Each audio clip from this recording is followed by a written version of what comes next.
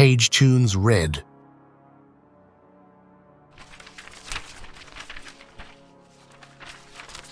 From the pages of Page Tunes magazine, monthly number 5, May 2024.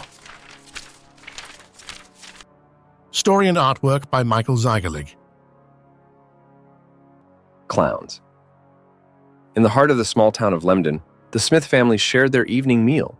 The warm aroma of Mom's cooking filled the air as Dad carved succulent slices of roast chicken. I sat at the table, my sister Lisa beside me, and listened to the familiar crackle of the radio. But tonight, the usual tranquility was shattered by the grim announcement, blaring from the radio's speakers. A serial killer was stalking our town, leaving behind a trail of terror and bloodshed. 4 lives had already been claimed, victims of a sadistic killer clad in the unsettling guise of a clown. I exchanged uneasy glances with my family. I could feel their silent scrutiny, their unspoken fears mirrored in my own troubled thoughts. When Dad spoke, his words were laden with worry and caution. "Listen, son," he began, his voice tinged with concern. "Maybe now isn't the best time for your aspirations. You know, people aren't as fond of clowns these days."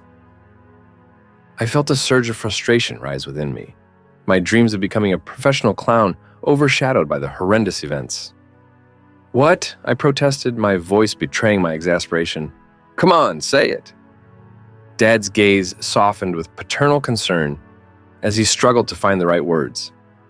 "It's just, with everything that's happening, maybe it's not the right path for you right now," he explained, his tone gentle yet firm. But his words only fueled my frustration, igniting a spark of defiance within me. "Finally, I get some gigs lined up," I muttered bitterly. "And now this. But that's okay with you, Dad, isn't it? You've never supported my dream of becoming a clown anyways." I pushed back my chair and stormed out of the room. Alone, I wrestled with a whirlwind of emotions, my dreams colliding with the harsh truths of the world outside.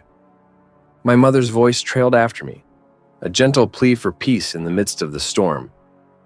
"Leave it, Dad," she said softly, her words a faint echo in the hallway. "He'll calm down eventually."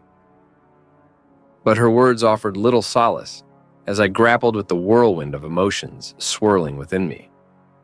The cancellations continued to roll in, each call delivering a fresh blow to my already bruised pride. The specter of the serial killer, dressed in the garish guise of a clown, loomed large over our town, casting a pall of fear and uncertainty over everything. In the days that followed, I found myself consumed by a fierce determination to defy the odds stacked against me.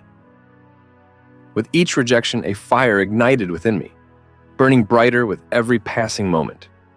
It was time to take matters into my own hands, to prove to the world that clowns were not to be feared but celebrated. Armed with nothing but my resolve and a burning desire for justice, I made a vow to myself, to hunt down the killer and bring them to justice, no matter the cost. The world may have turned its back on clowns, but I refused to let fear dictate the course of my destiny. With resolve firm, I embarked on my nightly watch, scouring the streets of Lemden under the shroud of night. Each evening, I departed from the safety of our home, vigilant and alert to any sign of the malevolent figure that haunted our town. For 3 consecutive days and nights, I maintained my vigil, stationed in the neighborhoods frequented by the clown. I observed from the cover of darkness, my senses finely tuned to detect even the faintest whisper of movement. As time dragged on, the monotony of the stakeout wore on my nerves, yet I remained undeterred, driven by an unyielding determination to bring the killer to justice. Night after night, I watched and waited, acutely aware of the stakes at hand. With each passing hour, the threat loomed larger, the toll of victims mounting. News of more victims, their identities spanning the breadth of gender and age, struck a heavy blow to the heart of our community. 7 lives lost, women, men, and children alike, each one a tragic testament to the clownish horror that stalked our streets. On the 6th night of my surveillance, as I made my way homeward through the deserted streets, a prickling sensation crept up in me. I looked back, but there was nothing. As I stealthily entered my room through the window, I found my little sister Lisa sitting on my bed. Her presence unexpected, but not entirely surprising. Her eyes gleamed with mischief as she greeted me, her voice light and teasing. "Where were you?" she inquired, her smile widening into a playful grin. "Do you have a girlfriend?" Suppressing a sigh, I shot her a bemused glance, my irritation masked by a facade of nonchalance. "No," I responded tensely, my annoyance evident in my tone. "Now get lost and go to sleep." But before I could usher her out of my room and return to the solitude of my thoughts, a cacophony of screams shattered the stillness of the night, reverberating through the walls with bone-chilling intensity. Instinctively, fear gripped us both, freezing us in place as we exchanged wide-eyed glances of disbelief. With a silent understanding passing between us, we crept down the stairs with all the stealth we could muster.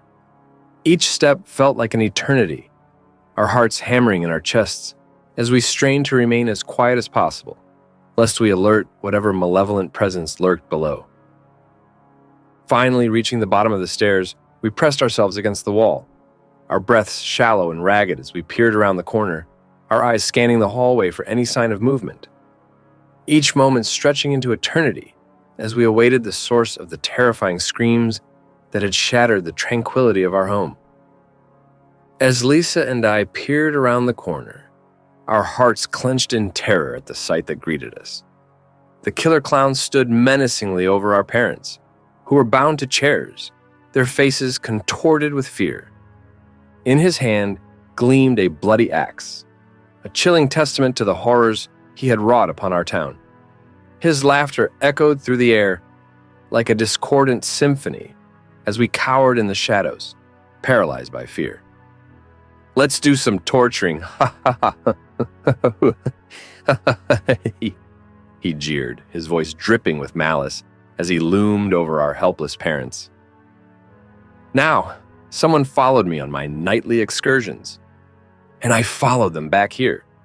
"Was it you, you big boy family man? If you scream, I will kill your wifey here." With a sickening thud, he swung the axe towards Dad's foot, the blade biting deep into flesh with a sickening crunch. A chorus of agonized screams filled the air as blood pooled on the floor, staining the pristine white tiles a deep crimson. Lisa and I watched in horror as our father writhed in pain, his face contorted with agony as he struggled against his restraints. Tears welled in my eyes as I clenched my fists, the overwhelming urge to intervene warring with the paralyzing grip of fear. As the killer clown grinned menacingly at Mom's terrified face, a surge of anger coursed through me, burning hot and fierce. I exchanged a glance with Lisa. This was no time for hesitation or doubt. This was a moment for action, a chance to put an end to the reign of terror that had gripped our town and reclaim the honor of clowns. With a sense of purpose driving me forward, I silently ushered Lisa upstairs, my mind racing with plans and strategies. I knew what needed to be done, and I was prepared to do whatever it took to stop the killer clown in his tracks. As I donned my clown suit and makeup, a mask of determination settled over my features. This was no longer a game or a performance. This was a battle. With Lisa safely tucked away in the closet, I turned to her with a solemn expression. "This is a job for a real clown," I said softly, my voice steady despite the fear raging within me. With a final nod of reassurance, I closed the closet door, leaving her in the safety of darkness, as I prepared to confront the evil that lurked below. I swiftly gathered my clown utensils, each item hastily modified for maximum effectiveness. Juggling balls adorned with nail spikes, pies filled with pepper spray, and other innocent-looking objects concealing deadly surprises. I hastily assembled them all, transforming them into makeshift weapons, fit for a showdown with the killer clown. The sounds of torture from below served as a grim reminder of the urgency of my mission. I could not afford to waste a moment, for every second that passed brought my parents closer to their doom. With a final flourish, I hastily finished assembling my arsenal. As I reached the bottom of the stairs, the sight that greeted me was enough to make my blood run cold. The killer clown stood before me, a twisted grin on his face as he slowly severed my mother's left ear.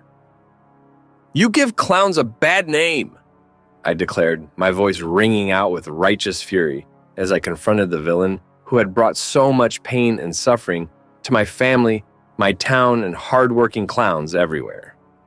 The killer clown's laughter echoed through the room, and as I charged towards him, fury burning bright in my eyes, he grinned, his lips curling into a sinister smirk. "Looks like the circus came to town early," he sneered, his voice dripping with malice as he raised a knife to meet my charge. The room became a battleground, every corner echoing with the clash of the clowns. Juggling balls adorned with nail spikes whizzed through the air, and pies filled with pepper spray splashed on impact. But the killer evaded them and lunged at me, his knife glinting in the dim light as he slashed at my defenses. I dodged his attack, the blade narrowly missing my face, as I countered with a swift kick that sent him stumbling backward. But he recovered quickly, his laughter ringing out like a sinister symphony as he launched himself at me once more.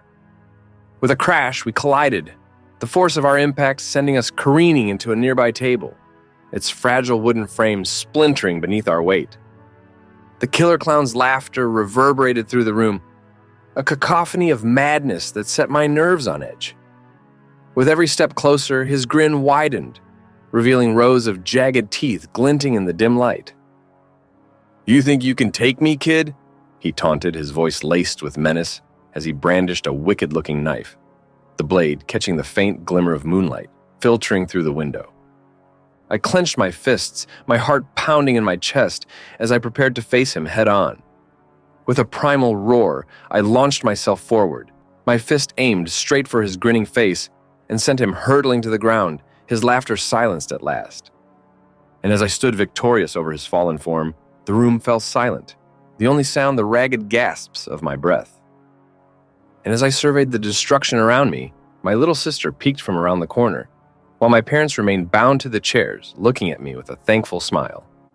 In that moment, I knew that the nightmare was finally over. I had had the last laugh.